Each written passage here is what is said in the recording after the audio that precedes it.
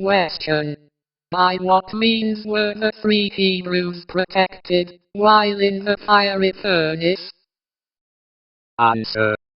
I see 4 men loose, walking in the midst of the fire, and they have no hurt, and the form of the 4th is like the Son of God.